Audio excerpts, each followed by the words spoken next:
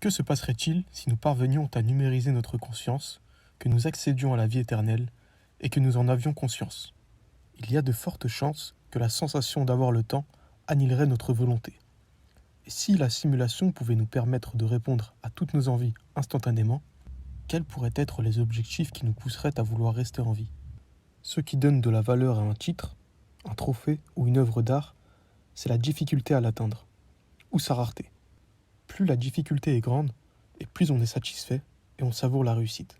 De ce fait, une simulation avec un temps illimité et tous les plaisirs à portée de main nous pousserait à la lassitude et on éprouverait donc le sentiment d'être condamné pour l'infini. Il est donc facile d'imaginer que l'on se mettrait à regretter la vie primitive. De ce fait, simuler une réalité à l'image de l'originel et perdre volontairement ce souvenir afin d'avoir l'impression de vivre dans un monde bien réel serait donc une solution plus qu'envisageable. On regretterait par la même occasion la sensation d'être arrivé au bout de sa vie et la satisfaction de ses accomplissements et de ce que l'on a pu apporter, ou bien des regrets qui nous poussaient à vouloir recommencer et avoir une chance de ne pas faire les mêmes erreurs. En effet, on peut imaginer que la vie soit juste même dans ses inégalités.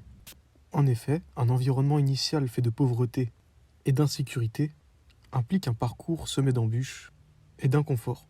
La réussite est donc plus lointaine, mais dans le cas où l'individu parvient à surmonter cela et réussir, la fierté n'est que plus grande.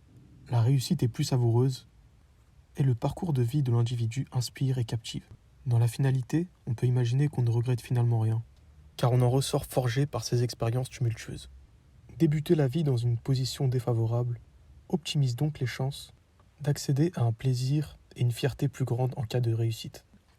Là où une personne qui naîtrait dans un environnement confortable accéderait à la réussite, on aurait plus tendance à considérer cela comme une suite logique, ce qui aurait tendance à augmenter les chances d'une vie monotone.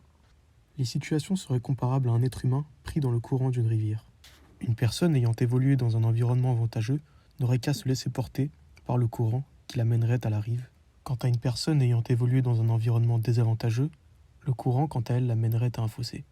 Il lui faudrait donc se débattre et aller à contre-courant afin de rejoindre la rive, par la force.